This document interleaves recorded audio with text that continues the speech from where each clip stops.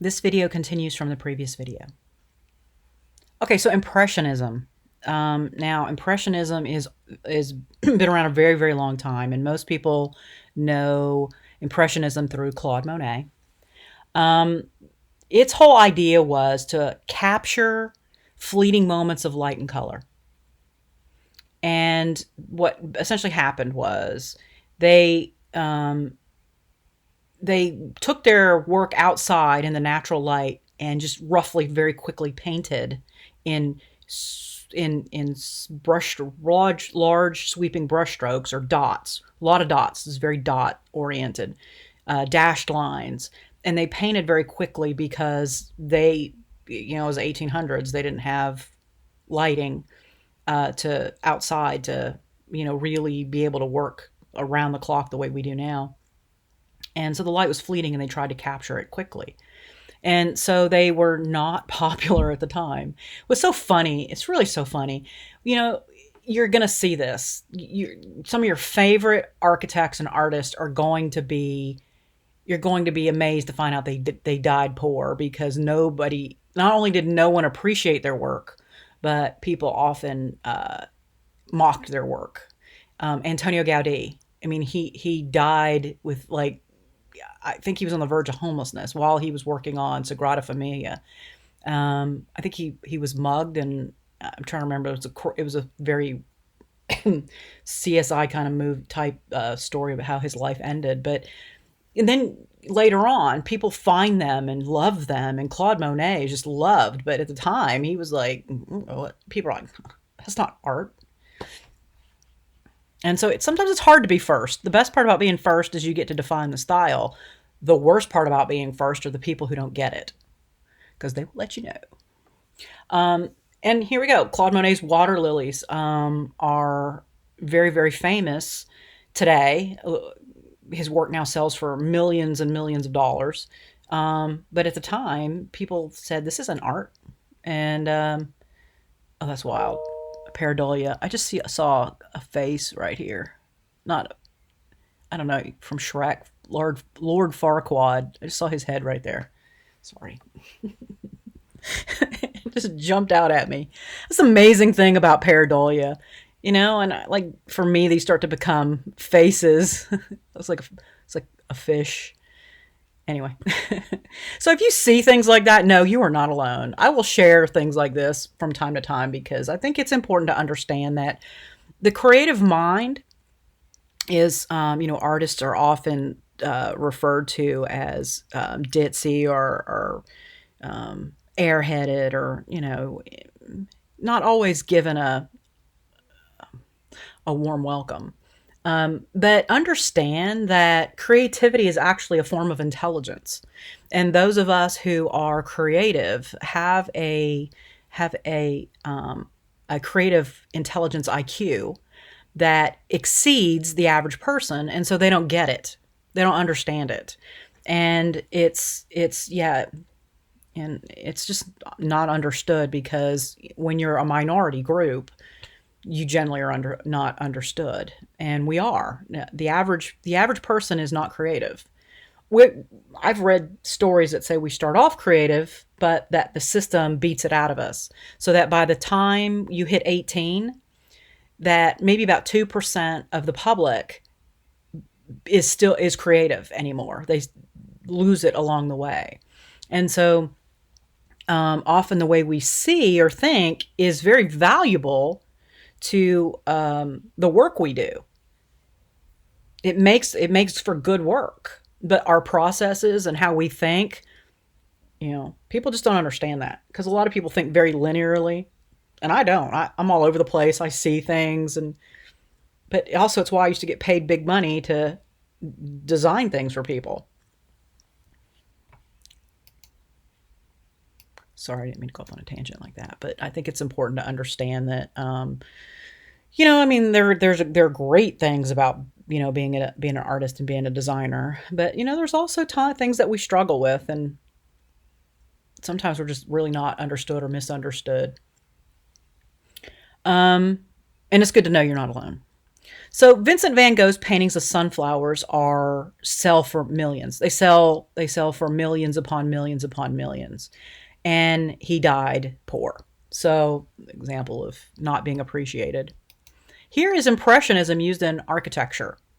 It's called, its translation is the 100 Waterhouse in Vienna.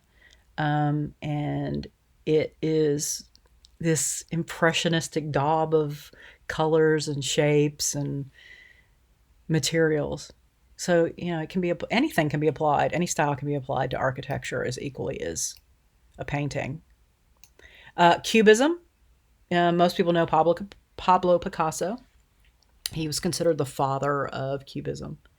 And Cubism is still around. It's just starting to evolve into different things. One of the things you may have seen a lot of with Cubism lately is with photography. But we could do it too with architecture, and I'll show you in a minute. Here is, what defines Cubism is it's cut in rearranged parts and pieces of a whole, right? So we're taking a whole, we're taking a person, and we're viewing them from the front, from the side, from the back, from the bottom, from the top, from 3/4 angles, all at the same time. And so, of course, you can imagine what happened when Picasso put that out there. People did not like it. But now we love it because we understand it and we've been living with it for a while, so it's become familiar to us. And of course, Guernica, which I will refer to this often because, it is such a great example of Cubism and storytelling and application of principles and elements of design and controversial art all in one. Here we go. Cubist architecture. Habitat 67 in Montreal, Canada. Moshe Safdie is a pretty well-known architect. And these are stacked forms, but they're done, right? So everyone has, you can see the front, the back, the side, the top, the bottom of these different habitats by looking at it from one perspective, just like Picasso did.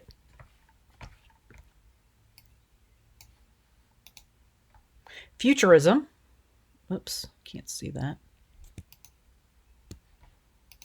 There we go. So Futurism glorified speed, technology, the car, the airplane, and scientific achievement. And it borrowed from previous styles, other styles.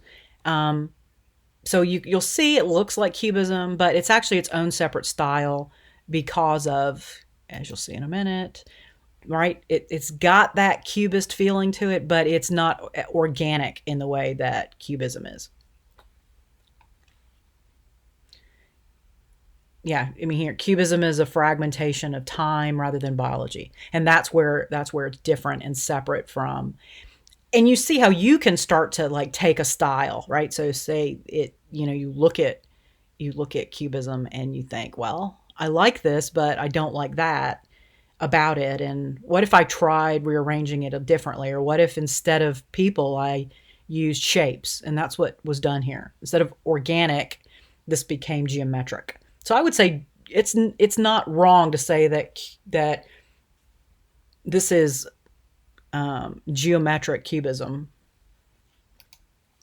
As you see, it's very, very geometric. And so Futurism originated during World War.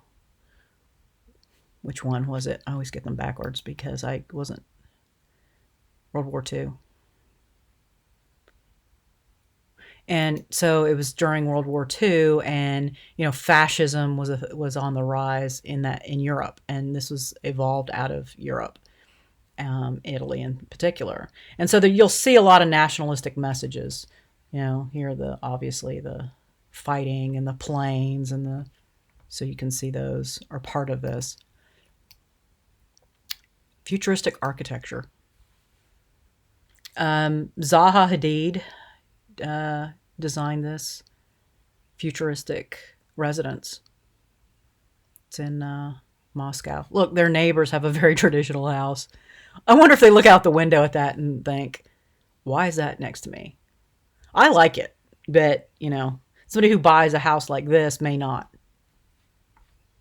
It's not like it's a neighborhood of... Expressionism is the idea of subjectivity in painting and sculpture to show that representational art may be legitimate, including subjective distortion. I'll show you what I'm talking about. There you go. The expressive facial and body language in the sculptures of Wilhelm Lombrook are what give Expressionism its name. It's very distorted, right? And it's distorted to emphasize her emotion. You look at these, what emotion do you see? What is her emotion? So Expressionism exaggerated the expression in order to make it dominant, make it become the focal point. The Scream, Gustav... Wait a minute. I've totally forgotten the name. I just drew a blank. It's Edvard Munch. Sorry. Let's get that off there. So most people know this. And so Edvard Munch, who painted it, actually spent some time in an asylum for mental health issues. And upon his release, he painted this in order to express the internal angst he felt as a consequence of his emotions. And I would say that I would guess that it became so popular and so famous because people could identify with how he felt. Well, also, I know it was in the movie Home Alone.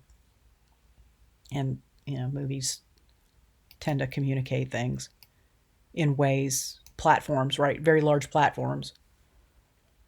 So Vincent van Gogh's Starry Night was also used to express emotion, the awe of the night sky, rather than the physical reality of what we see. So with Expressionism, you're designing or you're implicating emotion or the emotion you feel by viewing something rather than a strict interpretation of it. Here's Expressionism in architecture. It does kind of look like a face, doesn't it? It's also very Art Deco and Art Nouveau. So it's got those Art Deco and Art Nouveau elements to it as well.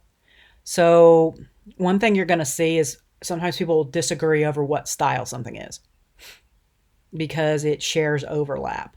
And this is an example of what I was talking about earlier when I said you can start to combine styles.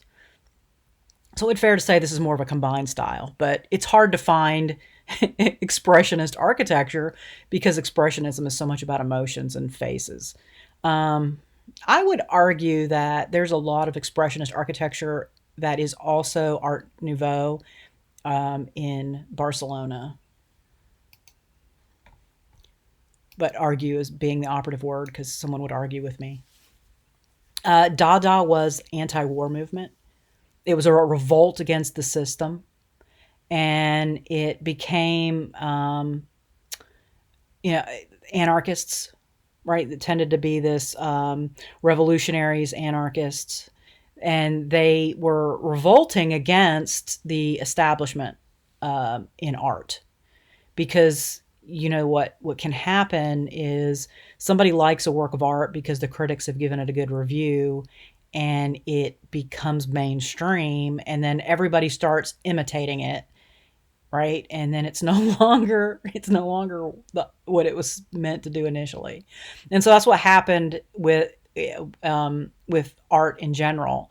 So that Dada decided to rebel against it. And I would say that one of the things that you guys are going to get to do this is influenced by is found object art.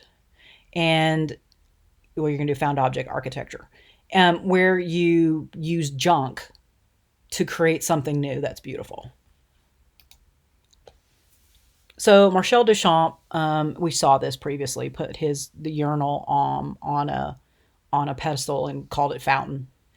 And it was to challenge everyday mundane objects we don't even consider. We just use them without any consideration. And then, of course, the next iteration was the golden Buddha that came out of that.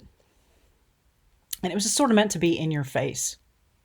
Here's bouquet of eyes, right? So collages, our Dada is very much about collages, by cutting and putting things together in ways that was mocking or disrespectful. And that was the goal. They wanted and tried to be disrespectful. And here is Dada architecture. It's possible. It can be done. Okay, so we're going to stop here and continue in the next video.